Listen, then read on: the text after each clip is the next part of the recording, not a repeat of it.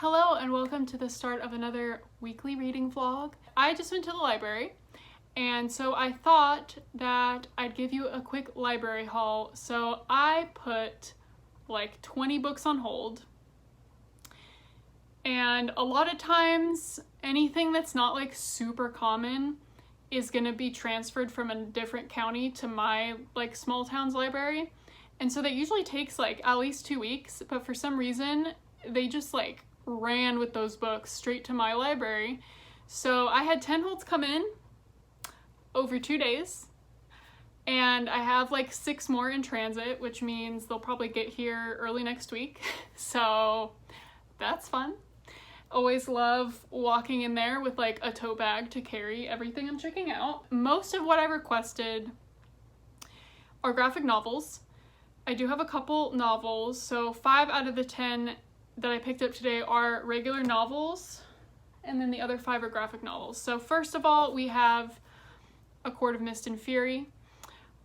One of my friends recently got back into reading, and she randomly texted me one day being like, have you read the Court of Thorns and Roses series? And I was like, I read the first one in 2019 and that's it. And I remember enjoying the first one. I actually have a reading vlog of it. I can link it up here. I remember liking it, but I just never kept up with the series because I'm literally so bad at reading series. So anyway, she's been into it. I think she's about to start the 3rd book, and I was like, you know what? This is the perfect excuse for me to finish the series. We'll reread the first one and then finish the series so that I can talk to her about them. So here we are. I own the first one, and I think I even own the second one, but I loaned it to a different friend, and I just wanted to read them right now. So I got the second one from the library, and then I got the 3rd one from the library, which I never owned. Can I just say, I am so sad that they did a cover change, because to me, the original covers of these are absolutely gorgeous. I love them, and now it's like so expensive to try and find the original covers, which makes me really sad, because if I do end up enjoying the series, since I already have the first one, like I'll want to get the whole series. But I'm not getting the new covers. They're so ugly. So anyway, and then I have Court of Frost and Starlight, and then I have the big boy, A Court of Silver Flames, with this ugly cover. I had no idea it was this thick. Like, this thing's 800 pages. And then I have King of Scars, because I recently read the Six of Crows duology and enjoyed it. I'll link my reading vlog up here. And I really like Nikolai. He was like the redeeming factor of the second half of the Grisha trilogy for me. So I'm very excited to read this. I also have The Rule of Wolves in transit right now, so I'll probably get that next week. And then I'll have the full duology to read. And then for graphic novels, so I put a bunch of graphic novels on hold. Like I said, I've just been in a mood for graphic novels, and they're always something that I usually get from the library because they're really quick to read, but very expensive, which like I get why they're priced the way that they are, but it's like, to me, that's like the perfect thing to get from the library. So first I have Blankets, which I have seen this graphic novel at Barnes & Noble so many times over the years, and I'm always intrigued because it's so thick, but I've never picked it up because I didn't want to pay $30 for it and not know if I liked it or not. So now I have the floppiest edition of it from my library. Also, I have absolutely no idea what this is about, but we'll find out. Then I have Princess Ever After by Katie O'Neill. I read the first 2 Tea Dragon Society graphic novels before the 3rd one came out, and then I had gotten those from the library, so I don't own them. Therefore, I completely forgot that they existed and that the 3rd one was coming out. So I put all 3 of those on hold. They haven't gotten to me yet. But while I was there on the library website, I clicked on Katie O'Neill and I saw this, and I also saw Aquacorn Cove, which, can we just take a second and look at that? These are both stunning. Princess, I'm actually like a third of the way through it, and it's really cute so far. It's about this princess who rescues this princess from a tower, and it's really cute, and they're going around rescuing other princes and princesses from towers, and yeah, that's what's happened so far. Very cute. Very excited to read that. And then Aquacorn Cove, I honestly don't even know what it's about, but I don't need to. Look at that cover. I'm sold. I'm sold. Then I have Mooncakes, which I think is a cute like romance between a witch and a werewolf. And it may still be summer, but in my heart, it is fall, it is Halloween time, it is spooky season, and I'm ready for a cute werewolf witch time. It looks like this takes place in the fall, so excited for that. And then last but not least, this is volume 2. Volume 1 is still on its way here, but I have Sabrina the Teenage Witch, Something Wicked, and I grew up watching the sitcom Sabrina the Teenage Witch, and I love the Netflix show, The Chilling Adventures of Sabrina, and I've read I don't know how many volumes there are actually, for The Chilling Adventures of Sabrina, and I didn't know that there was like another thing out for Sabrina. So I'm really just trying to consume every possible iteration of Sabrina that has existed. The autumn vibes that Sabrina gives me are just unparalleled, and I read The Chilling Adventures of Sabrina volumes digitally, I think at the beginning of last year. So I'm really excited to have to be able to read another Sabrina comic physically. There's just something about reading graphic novels physically. So anyway, that's my library haul. Hope you enjoyed. I don't know why I was sitting on my knees that whole time. And now my legs hurt. And now I'm weirdly low to the ground, but it's whatever. Currently, I am reading 56 Days by Katherine Ryan Howard. This is a thriller set in Ireland during the COVID-19 pandemic that is still happening, but it's set kind of when it first started, the first couple months of it last year. And I have a physical copy. My dad read it and really liked it, and we're usually on the same page with thrillers, so I'm excited to get more into it.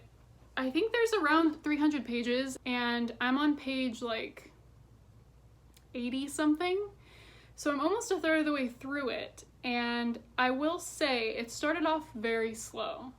It's just now getting kind of spooky, and we're a third of the way in, so I don't know, but I trust him that it gets really good, so we'll see. But that's what I'm currently reading. And then I also have my best friend's Exorcism. I do have a physical copy. That's the one that's due soon. And then I also have it digitally through the Libby app, and I have 2 weeks with that one, but we'll see. But I think those are probably gonna be the books that I try to read in the next couple days. This was very long. I'll check in with you later.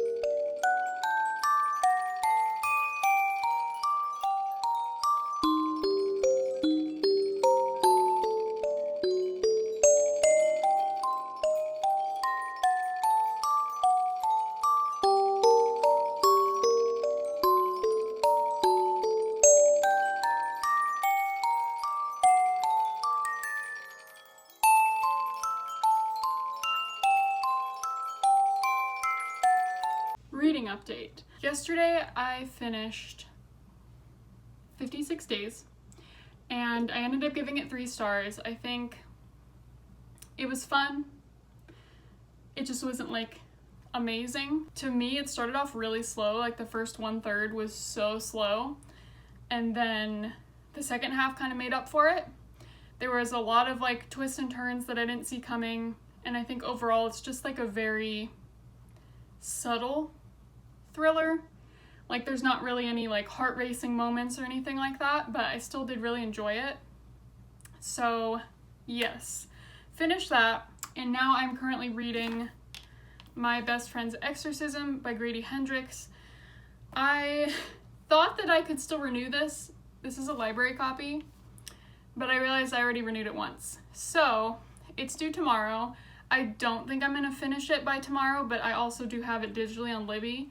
I just wanted to read the physical copy while I can. But obviously I'm going to give it back tomorrow morning, so I'll read this today, and then if I don't finish it, I'll switch to the digital one tomorrow. But I just wanted to read it physically today because, as you could see from my little overview video, it has like total yearbook vibes.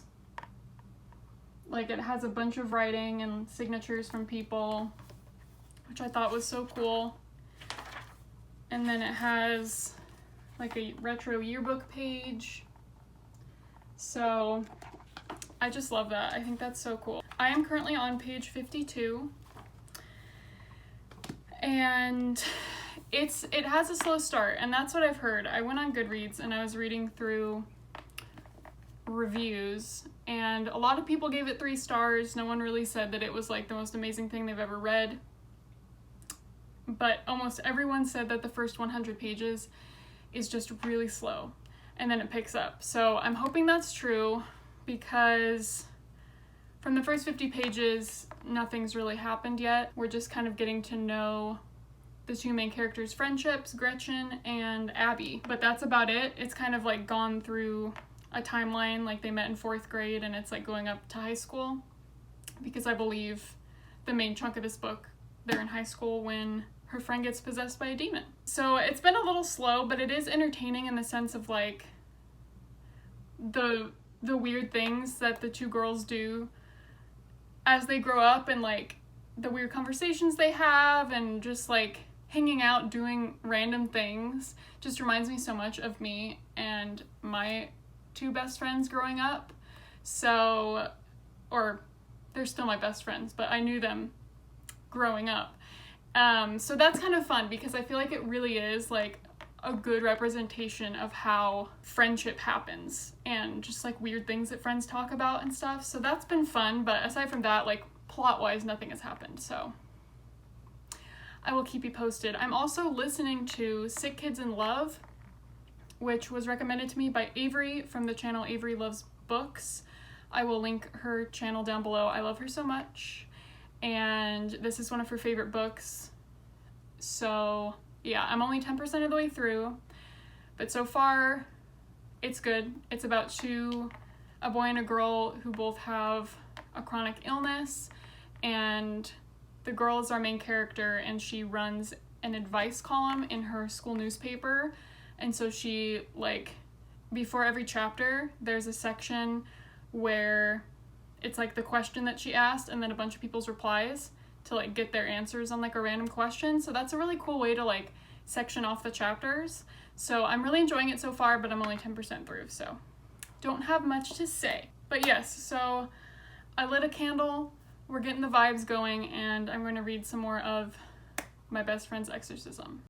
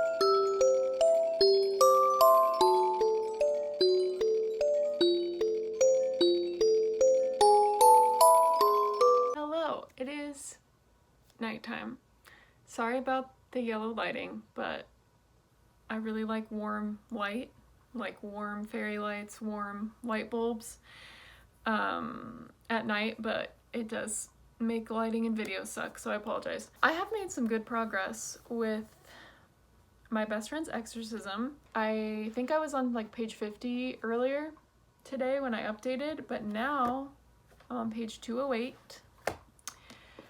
So I have like 120 pages left, which is about 2 hours of reading tomorrow. So I definitely think I can finish this physically. And then I just want to get it to the library by like noon tomorrow. I'm just paranoid. Like, I don't want to have it be late, but it's like it's due tomorrow by the time the library closes. But anyways, I'd rather get it in sooner rather than later. So I'm gonna finish this tomorrow morning. But it has gotten a lot better. I think it really is just the kind that you need to read in like larger chunks, I think. It is a lot like an 80s teen movie, where there's some parts of this where I'm like, I do think this is better in book form. Like, there's been a couple, like 3 scenes specifically that were really creepy and kind of had a thing of that scene in The Shining where, well, I guess the book and the movie, but more specifically the movie, where Jack Nicholson is typing on that typewriter and like he's been doing it for days and days and days, and then his wife realizes that he's just typing the same thing over and over again. Like, he's not actually typing, but he spent days working on this and he's not actually working on anything.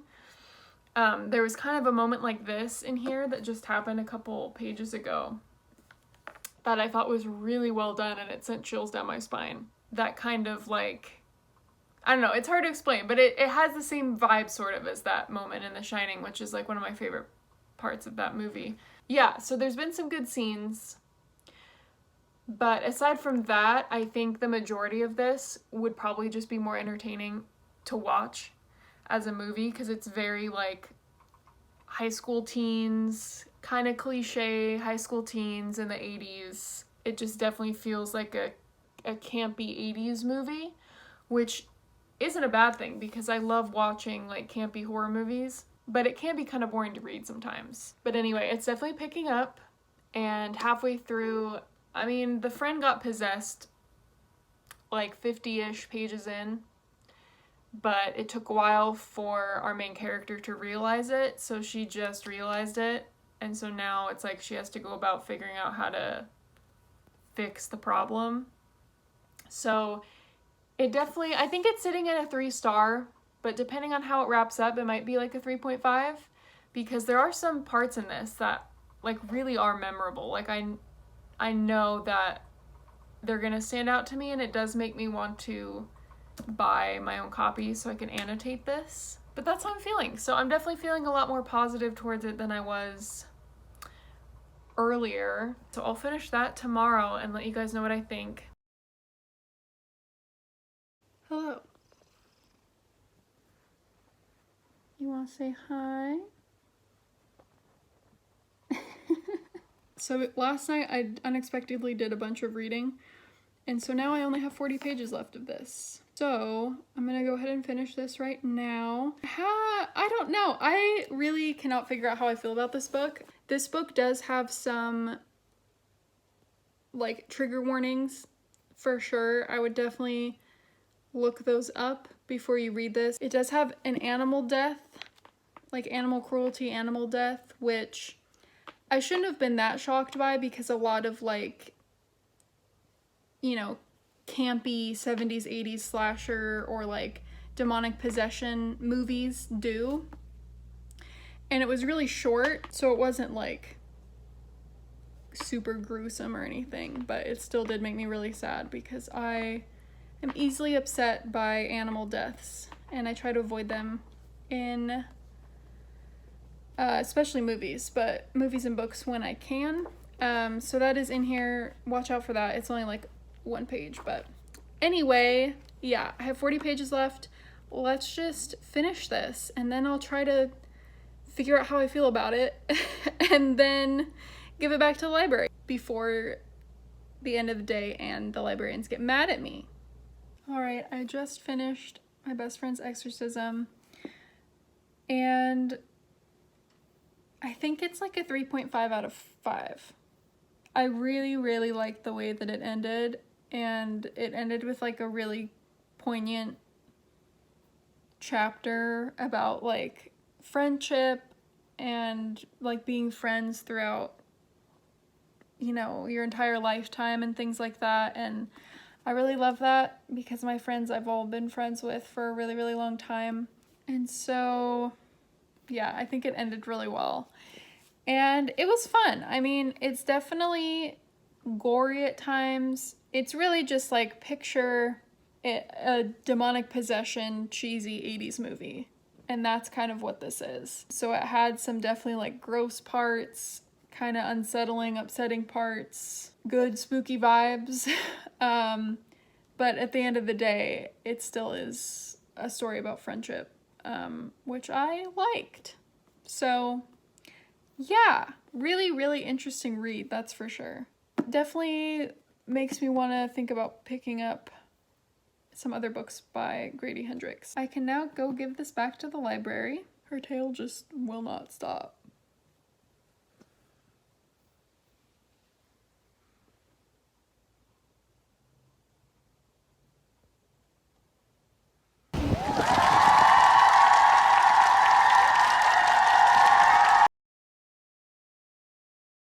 Hello! So I returned the book to the library yesterday. So I thought I'd go ahead and end the vlog here. Thank you for watching. Hope you enjoyed. If you have any Grady Hendrix recommendations for me, please let me know. I don't know which one to pick up next. My Bookstagram and my Twitter are linked down below, as well as a link to my podcast. And I think that's it. I hope you're doing well. I hope you have a great day or night, and I will talk to you next time. Bye!